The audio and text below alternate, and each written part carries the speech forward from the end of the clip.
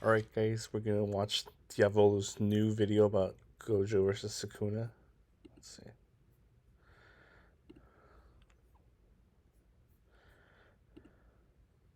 Alright guys, we're gonna watch Diavolo's new video about Gojo versus Sukuna. And yeah, his videos are always hype. Let's see. It might I wanna watch it while playing Where's Our Blue, but I'll let his music play. So let's see.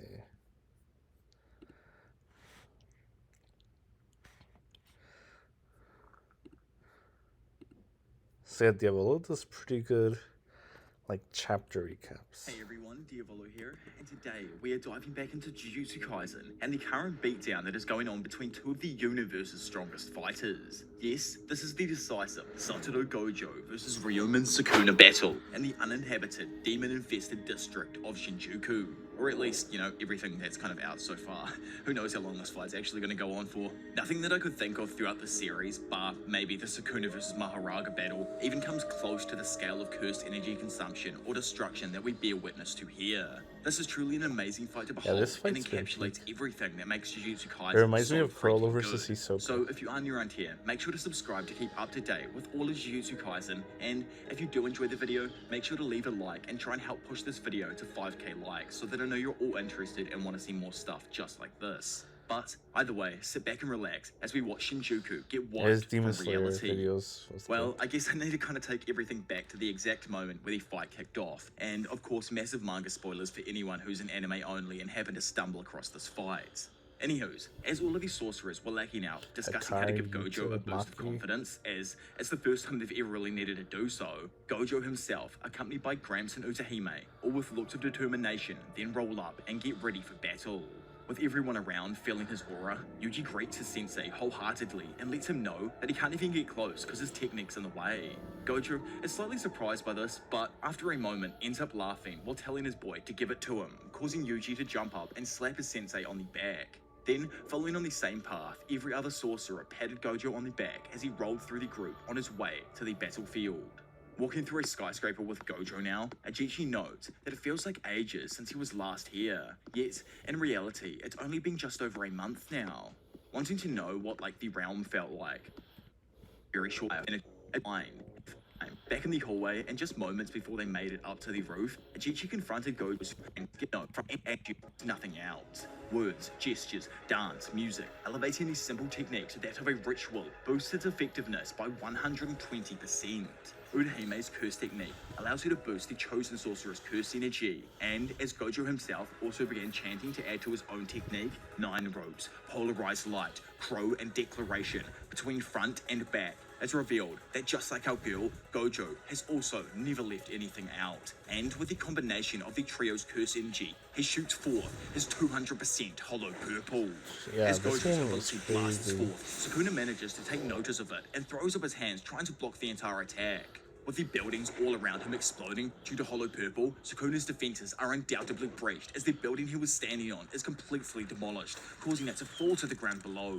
Urame, who was next to Sukuna at the time of the attack, has also not been seen since this moment. So correct me if I'm wrong on that or anything, but after this moment, she's seemingly vanished from reality. So she's either gone or she sneaked off, managing to survive that attack, probably healing up somewhere. Either way, as the smoke slowly fades, when Gojo punched her, she said that Sukuna actually it hasn't healed even with reverse curse. Even though he knew where he was, he didn't sense the insane curse energy output until the last moment.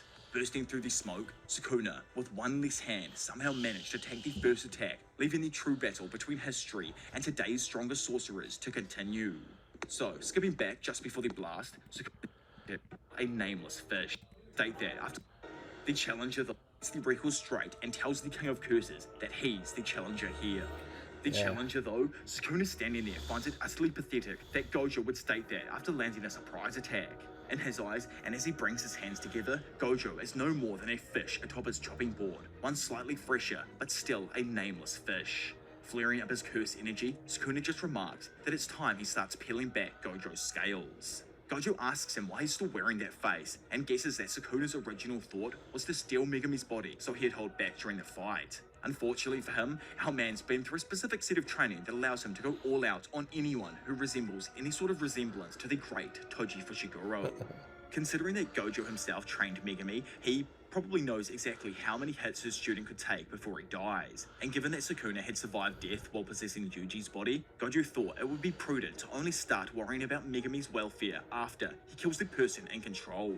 Initiating the conflict, the duo dart at each other, both just narrowly dodging each successive strike. Dropping to the floor just out of range of Sukuna, Gojo flicks out his hand straight into his opponent's nuts, sending them shooting into the side of a nearby building, and out the other side crashing into some stairs behind it. Getting up, he's instantly harassed by Gojo, who, stomping in his direction, proceeds to kick him in the gut so he's perfectly placed in the middle of an overpass bridge platform. Continuing to stomp down, Gojo collapses the platform Sukuna was on, making his footing extremely unstable. Taking the opportunity to catch him off guard, Gojo activates his infinity and levitates the bridge into the sky, before tossing it directly at a large skyscraper. Resisting the force of the platform, Sukuna uses Dismantle, or what I assume to be Dismantle, to cause the structure to collapse. Then, making it over to a nearby roof in the flash of an eye, Sukuna pulls up his hand and sends a massive slice using Dismantle to cut the building directly behind Gojo in half. With our man turning around to look at it, Sukuna quickly rushes him, throwing a fat right hook that catches Gojo off guard. However, as the punch connects with his infinity, he decides to deactivate his technique in order to physically take Sukuna inside of the collapsing structure. Following him up the hallway, Gojo quickly opens a door for a moment that blinds the two from seeing exactly what ability they're about to throw at each other. Catching them both off guard though, the building crashes into the ground below, bringing their previously intense fight to a brief pause. Walking out of the debris while all of the smoke slowly starts to disperse, Gojo jokes that, well, he's just gonna pin all of this destruction on Sukuna once he gets out of here. Sukuna though points out that he really can't say anything, quickly making Gojo realize that Mei-Mei's actually streaming this entire fight to the chill world. while fighting. Also, I just want to cut myself off for a moment to say thank you to everyone who watched and edited, comment section, little community, brand new in my large put down Kaisen, just CEO and Meg, and Jogo did what domain amplification is. Yuta explains to everyone while they watch the fight that he saw something similar in Mikamaru's footage. He pretty much said like what I exactly said before about Jogo and Nanami using domain amplification to nullify like Gojo's technique and everything. Hikari points out that it does seem like Gojo's domain has been neutralized, but he's still confused how. The old G, Kusakabe, lets them all know that it's more of a refined version of a simple domain. If one sheaths themselves in a domain without imbuing your own curse technique, you allow the opponent's technique to flow into that empty space, thereby neutralizing it.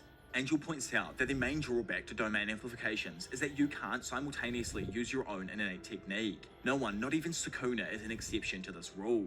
So, in her eyes, if Sukuna has another way to deal with Limitless other than domain amp, then Gojo will 100% lose. She saw its eyes as the correct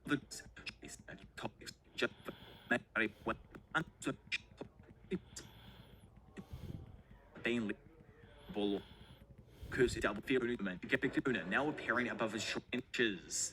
Back in Shinjuku, both Sukuna and Gojo throw up their respective hand signs to simultaneously open the Infinite Void and Malevolent Shrine.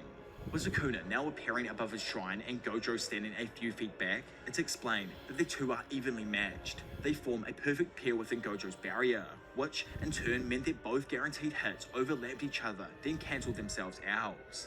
In this battle, and as the two expand their domains, should either one of them sustain severe damage, it will cause the collapse of their domain, and the other one's sure hits will immediately take effect. Back in the TV room, Kusakabe and Mei-Mei both react in shock as somehow, even with their domains active, they're still evenly matched. In Shinjuku, the pure force of the two overlapping domains caused the surrounding area to start getting maximized. Sadly for Gojo, the effective range of Sukuna's domain reaches even beyond that of a barrier. And just as Yuji knows that a domain expansion is weak from the outside, Gojo's domain cracks and shatters as it's shown that below it, Sukuna's domain now sits perfectly fine. With no protection against Sukuna's short hit technique, the effect immediately flies forth and seemingly cuts down the strongest sorcerer of today. Having taken the slash to the neck, Gojo nonchalantly activates his reverse curse technique, which everyone back at the lair reacts to. Higuruma states that as long as Gojo stays in range, the slashes will never stop coming. Choso, who assumes escaping is probably the port of call for Gojo, is backed up by Hikari, who somewhat agreed with him. However, it's more that Hikari assumes Gojo will make a dash for the exit, whereas Kusakabe realizes that teleporting is out of the question, since it's an application of the Limitless technique. Due to the use of his domain expansion and it being destroyed, it's plausible that for a moment he can't use his domain, knows for a fact that when it comes down to techniques, Limitless is far better. Having been able to consistently overpower Sukuna's short-hit effect with his use of reverse curse technique, Gojo, just like what everyone else had expected, makes a dash for the exit. Sukuna immediately makes a dash to keep up with him while remarking that he isn't going to just let him escape. Grabbing his leg though, Gojo, still while constantly getting slashed, pulls him in and knees Sukuna into the floor. Towering over him, Gojo attempts to let a cursed energy infuse overhand, but misses, only cracking the floor as Sukuna manages to quickly weasel his way out. Standing there and looking at his opponent, Sukuna remarks that Gojo's still moving pretty well, considering that he's been activating his reverse curse technique at full 26 de output agosto. in order to survive the constant slashing. Sábado. Gojo, on the other hand, notices something extremely Sábado. important. To him, it looks like Malevolent Shrine itself is the heart of the domain, not Sukuna. Back inside of the headquarters, Yuji ponders what would happen if someone did destroy the heart of the domain, or like the shrine specifically.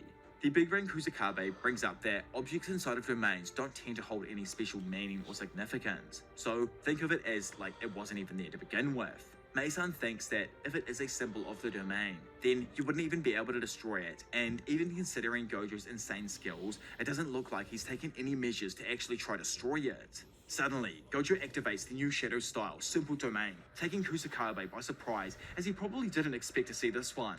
Yuji though noted that Gojo said one time he could use it, but wasn't able to actually teach it. During the battle, he was able to use his Simple Domain to counter the sure hit effect while simultaneously using Reverse Curse technique to heal his body. Confused, Yuji wonders how one even manipulates their own curse energy while Reverse Curse technique is active.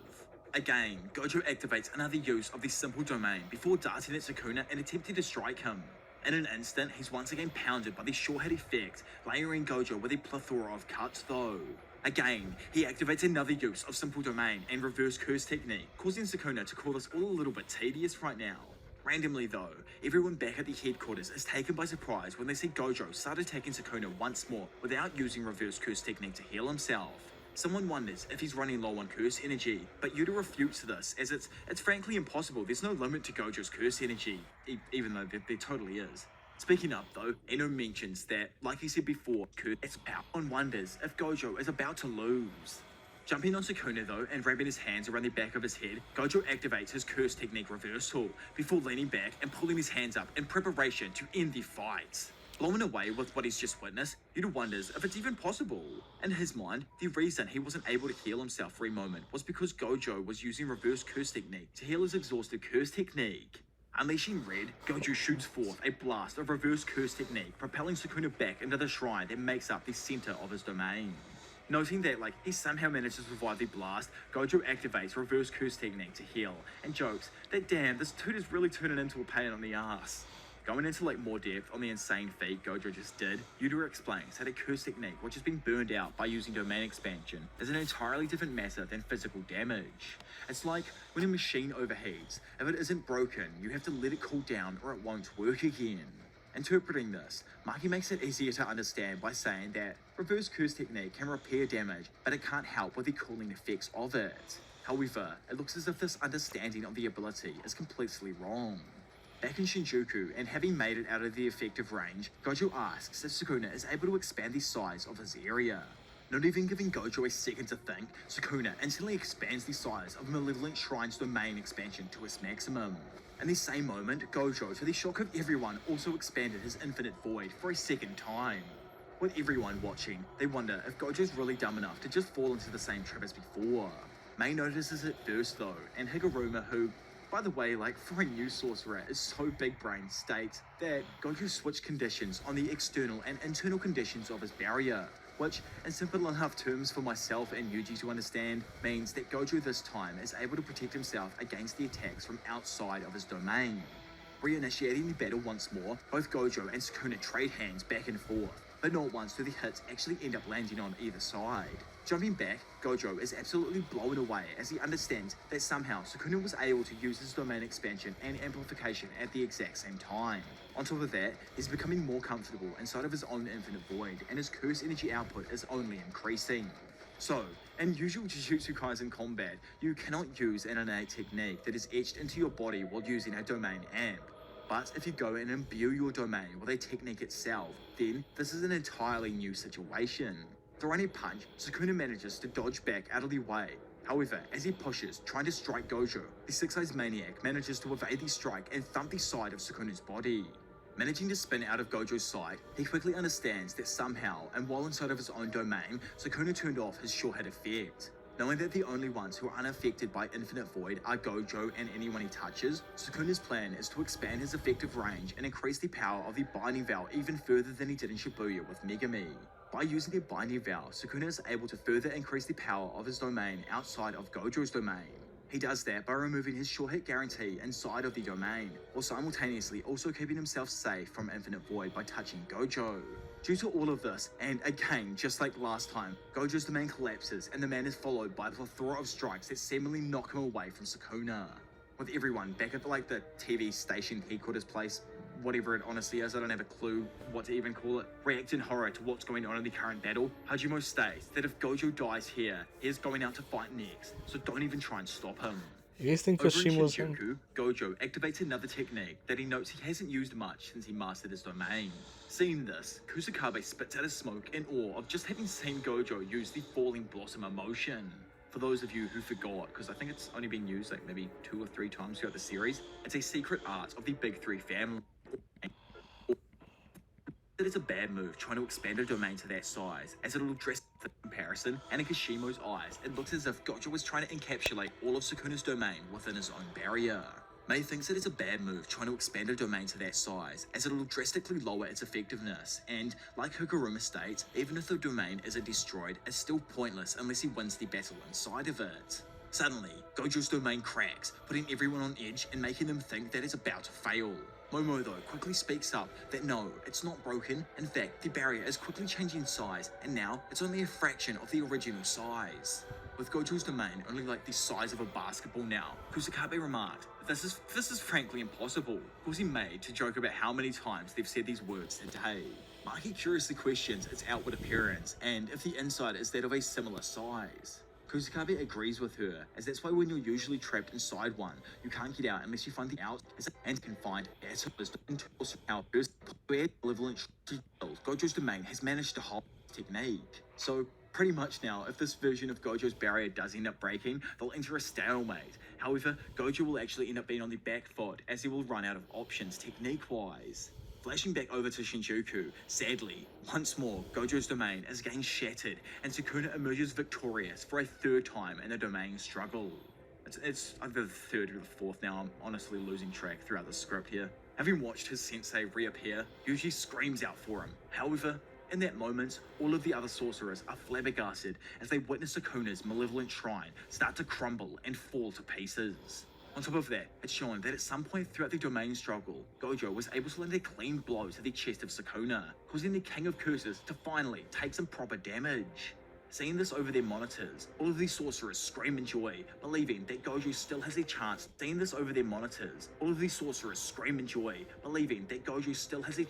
win in this battle. Funnily enough, it was actually simultaneous. At the exact same time Sukuna destroyed Gojo's domain from the outside, Gojo had actually destroyed Sukuna's domain to the point that he wasn't able to maintain it any longer. Yelling at Miwa, Kusakabe asks if she was able to keep but a minute. Quickly jumping off the bridge and onto some railing nearby, Sukuna notices Gojo break his way up through the bridge behind him. Then, turning back around, realizes that his escape route was blocked by a ball of rocks that Gojo had perfectly floated there using his infinity. With absolutely nowhere to go, Sukuna throws up his hands to block and takes a kick that sends him sliding back along the sidewalk. Taking a moment to think about the fight, Gojo wonders why Sukuna has been stubbornly avoiding using any other curse technique than his own. Even when the strength of the barrier was lowered and Gojo had flipped the conditions on it, he didn't try to destroy it from the inside. Instead, he took the riskier option. While they cancelled out each other's short hit effects from within whose bag or that owner threw up their hands to perform another, and blood begins to drip from his own nose. Fucking nosebleed though, Gojo was baiting our damn ass with that one, and in an instant, both him and Sukuna threw up their hands to perform another domain clash. Yuji points out that again they activated it at the exact same time, and Angel, who's right next to him, brings up that Sukuna can now restore his burnt out curse technique, or maybe just decided to hide the fact that he could until now. Kusakabe knows that within the next 3 minutes that it should take Sukuna to destroy Gojo's domain from the outside. Gojo will need to damage Sukuna to the point he can't maintain his domain from the inside. Shoko, joking that they probably shouldn't talk as if Gojo was on the back foot yet, brings up that if Sukuna is hit at all by Unlimited Void, then man is completely done for. Due to this, it's certain that if Gojo is able to destroy the Malevolent Shrine within the next 3 minutes, then he will win this battle. Inside of Shinjuku, and having flared up his cursed energy fists, Gojo pounds Sukuna with a barrage of punches that really only bruise the King of Curse's arms. Jumping up, Sukuna tries to quickly get over his shrine. However, he's knocked into the floor, then, while incapacitated, is grabbed by Gojo's infinity and pulled towards himself. Having been flung towards Gojo, Sukuna just manages to block a devastating stomach punch. Randomly though, and I'm assuming man's used Yuji's Divergent Punch to delay the hit of his cursed energy, Sukuna's Malevolent Shrine is completely destroyed, while in the exact same moment, Gojo's domain also ends. Falling to the ground and looking up, it's evident that this time, Sukuna took a serious blow, as half of his face appears to be missing. With everyone believing that when it comes down to domain struggles, Gojo is stronger, they all hope deep within themselves that he can win. Back in the battle and throwing a fat right hook, Gojo sends Sukuna straight back into the side of a bridge pillar, breaking it in the process. I don't even know what we're at now, this is utterly insane. And in that moment, Gojo and Sukuna launch another set of domain struggles. Yet, unlike all of the previous battles, something is actually different here for the first time, and Yuta can't help but feel like maybe, just maybe, Gojo was able to expand his domain earlier.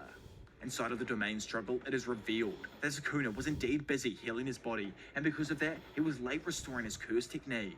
It was less than 0.01 seconds, but Unlimited Void landed on him. As an infinite set of infinite information rushes into the cerebral cortex of history's strongest sorcerer and the King of Curses, Our Man, today's current demon rushes forth and pierces the chest of Darkness Incarnate. Only 2 minutes and 40 seconds after they expanded their domains, Gojo was able to collapse Malevolent Shrine within his innate compound. With nothing, not even the friction in the air available for Sukuna to use now, he stands there dumbfounded as the full effects of Satoru Gojo's Infinite Void connects with his brain. Not done yet himself, Gojo lets everyone know that crushing his heart was only the beginning. Now, he's gonna take everything from him. However, before he's able to even connect with Sukuna, a set of prolific words are spoken.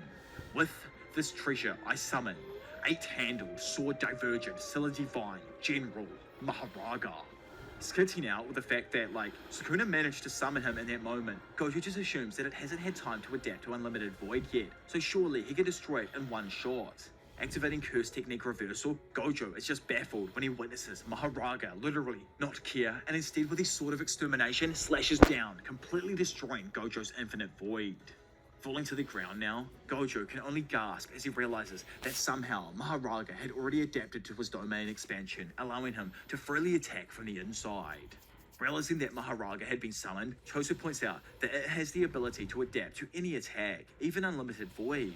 Using Reverse Curse Technique, and with Maharaga by his side, Sukuna knows that Gojo was well aware of the Shikigami's abilities. In the battle so far, both of the guys have had their domains cancel each other's out a total of 5 times. Gojo's Sure Hit effect targeted everything within their domain, whereas Sukuna's Sure Hit effect targeted everything inside the domain with the exception of himself. This means that the Sure Hit effect targeting Sukuna was still in place. Crazily enough, one of the duo was able to take on Unlimited Void a total of 5 times, while shouldering the burden of Maharaga.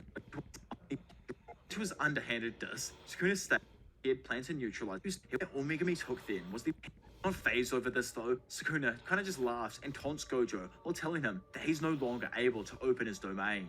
Instantly, and as he tries activating it once more, blood begins streaming from his nose, and everyone back at headquarters still watching the monitors begins freaking out over the possible outcomes. By the way, who do you guys think has left from the headquarters? We can see a few people are still there from flashing around between now and what's released. I have a few thoughts in mind, where's Takabura? I haven't seen him since the start of their conversation, I'm pretty sure. Back at 2:20 something. Anyway, getting back to the story. Having found a way in now, Sukuna remarks that using Reverse Curse Technique to heal his exhausted innate technique looks to have strained his physical brain quite a bit. To him, it's evident that his brain, more specifically the prefrontal cortex where the information on curse techniques is located, has been destroyed and repaired far too many times using Reverse Curse Technique to heal his burnt out curse technique now. Oh my god, man, the amount of times I have said curse technique, reverse curse technique throughout this video, like, I am so confused, and I've probably messed it up like once or twice. I probably have. Anyway, terrified at the fact that Gojo had been using such a wild technique, Yusuke just screams that this is way too risky. They all know that the brain, especially that section of the brain, is the most important, and you can't even compare it to simply repairing someone's normal bodily damage. Shoko speaks up, nervous over the fact that she kind of assumed by now that Gojo had gotten used to this effect on his brain. However, it looks like he's beginning to suffer. On top of that, Sukuna has actually done it fewer times, so he's in a much healthier battle condition. Back in Shinjuku, and as Gojo drops to one knee, Sukuna states that Gojo has reached his limits. Even if he could have expanded his domain again, he would have lost the instant that he did. Not to mention the fact that he wouldn't even be able to make it precise enough to actually be a threat to Sukuna. Taunting him like the demon he truly is, Sukuna lets Gojo know that next up, he'll bring the circumference of his domain and wins. From there, he'll be left with nowhere to run, and as he carves him up, he'll simultaneously adapt to his infinity. Saying his final goodbyes, he states that Gojo was born into an era without Sukuna, and was hailed as the strongest of that era. Yet, in the end, he just turned out to be plainly ordinary. Saying those prolific words, domain expansion, one last time, Sukuna proceeds to unleash his domain. However, in that exact moment, all of his eyes begin bleeding profusely and the domain fails. So, crazily enough, from the time of the previous domains, this last conversation had happened in 10-second expansion. Looks like him put his life on the line. Sukuna is unable to keep up with. Gojo throws a fat right hook to let his opponent know that he still has a long way to go to defeat him. Over inside of the main group's hideout, Kusuka possible say Peter for both people that get away from the building to entrap the King of Curses inside a brick coffin. Exploding out of the reinforced brick, Sukuna darts forth and quickly ducks a head kick from Gojo. Getting caught under his trap though, Gojo slams his leg down, only to see Sukuna flip out of the way and prepare his own axe kick. All of a sudden he stops though, as he sees what seems like Gojo running at such a high speed it's begun creating a circle of after images. Thinking that he has the upper hand now, Gojo darts into strike, but Sukuna manages to spot the real image and explains that Furu's incarnation used Sukuna can't activate the whole thing. Probably Nepka has an eye, which adds groups that they now have a countdown to when Gojo's idiotic smirk makes it to the third spin. Still eagerly watching the battle, tight spot right now, Yuji watches as Maharaga's wheel spins for the second time, meaning that there's only 2 more spins until Gojo's infinity will be. Sukuna manages to duck down before darting within his range. Gojo sticks both of his hands forth and creates more cursed energy orbs that circle his target, leaving them with nowhere to escape. Somehow escaping though, Sukuna manages to duck down before darting off, causing all of the orbs to immediately change to and the road below. More say, could lose. Gojo remarks that from now on, he's going to give him hell. In his eyes, he's convinced Sukuna that all he's using is blue, so with this timing, he won't be able to react.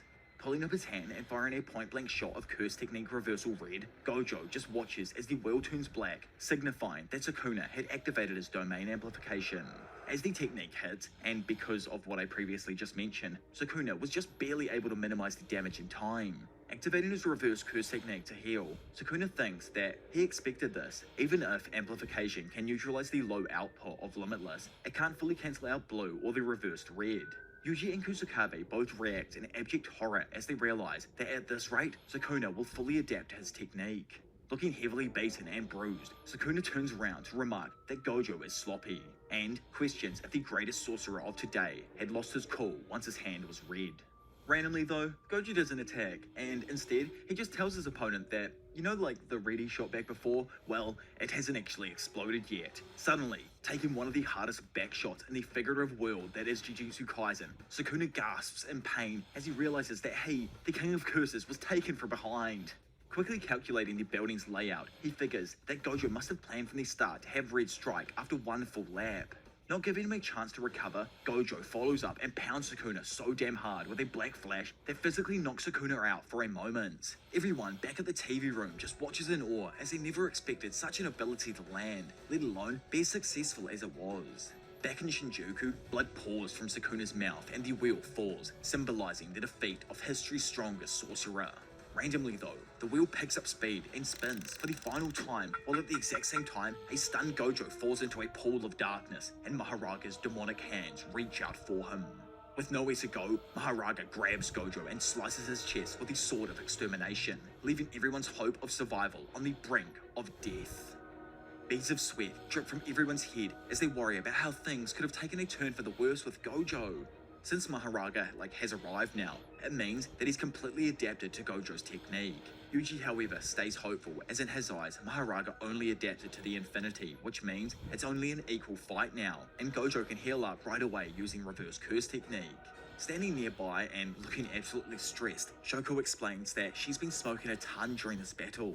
Sadly, she thinks it isn't just a case of healing up again.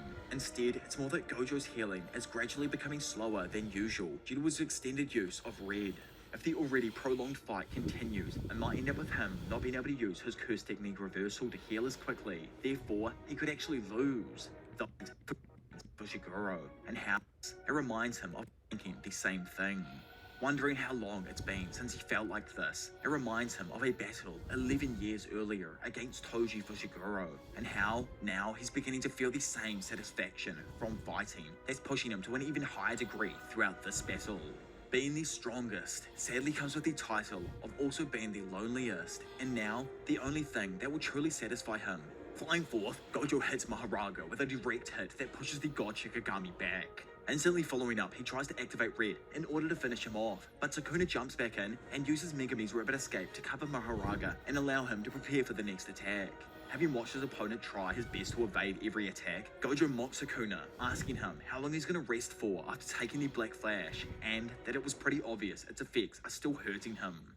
Suddenly, Sukuna mixes things up and throws a fire extinguisher to cover himself and make an opening for Maharaga to attack Gojo. As Gojo is caught up in his fight with Big M, Sukuna uses a new application of Megami's Max Elephant Shikigami to shoot a blast of water that mirrors Choso's piercing blood technique. Just as Gojo defends himself against Maharaga, Sukuna's attack lands and wounds his arm. Flying backwards, Gojo realizes that Sukuna is mainly waiting for his infinity ability to vanish, meaning that the fight would eventually turn into a pure 2v1 if it continues. Annoyed, he wonders how Sukuna is even able to use the abilities of the Shikigami without summoning them in the first place. Like, Megami has to go through this whole procedure where Sukuna can wear the wheel and summon the Shikigami with what I'm assuming are just his thoughts here. Gojo knows that since Sukuna was able to adapt to his infinity ability, he's going to have to use more curse energy. That's why he's been simultaneously using the Shikigami. However, he does explain that if Sukuna wants to adapt to Red, it will take much longer to do so. Cutting his brainstorming off though, Sukuna beams his way back into the picture while stating that this isn't a 1v2 numpty. I'm the fraudulent one. Moving his hands together, Sukuna summons in a 1v. His brainstorming off though, Sukuna beams his way back into the picture while stating that this isn't a 1v2 numpty. I'm the fraudulent one. Moving his hands together, Sukuna summons a brand new Shikigami called the Chimera Beast Agito, making this previously 2v1 a now 3v1 battle and putting Gojo even further onto the back foot. According to what I've seen online and everything since the chapter dropped, Chimera Beast is a mixture of New Way and Totality, which is probably a combination that I never actually saw coming and leaves so many other weird and wacky hybrids up for creation in the future. But obviously, moving forward, Gojo himself even jokes that with those two giants standing there, Sukuna looks like a lost child. In a flash, the two beasts start the fight once more, with Gojo just barely being able to dodge the initial attacks. Randomly, and stealing some more of Megami's techniques, Sukuna pops out of Gojo's shadows with his hands aimed like a pistol and shoots another water blast like piercing blood from Max Elephant's ability, but Gojo dodges that too.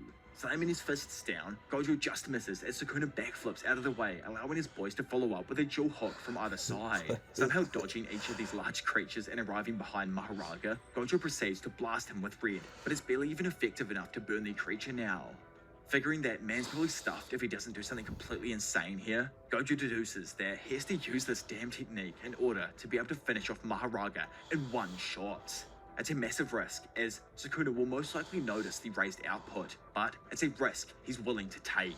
With a glimmer of hope and a cheeky grin on his face, Gojo states that he's got no other choice. It's time to use the unlimited hollow technique. I don't know about everyone else here, but things ain't exactly looking good for Gojo at the moment. Kinda Gojo over if you catch my drift. unless this insane technique of his works in the next chapter, we might be in for another heartbreaking death, which, as we all know, is something Gege doesn't hold back on at all, and I really hope Mappa does well with Shibuya, which should be dropping like next weekend, I'm pretty sure. The entire like calling Sukuna fraudulent is a great meme, but dude right now seems to be implementing cursed energy in a way that we've never even seen it get used before. Even Gojo was confused with how man's able to activate Megami's abilities without hand signals or even saying anything. If you guys did enjoy this fight and want to keep up to date with just Jujutsu Kaisen in general though,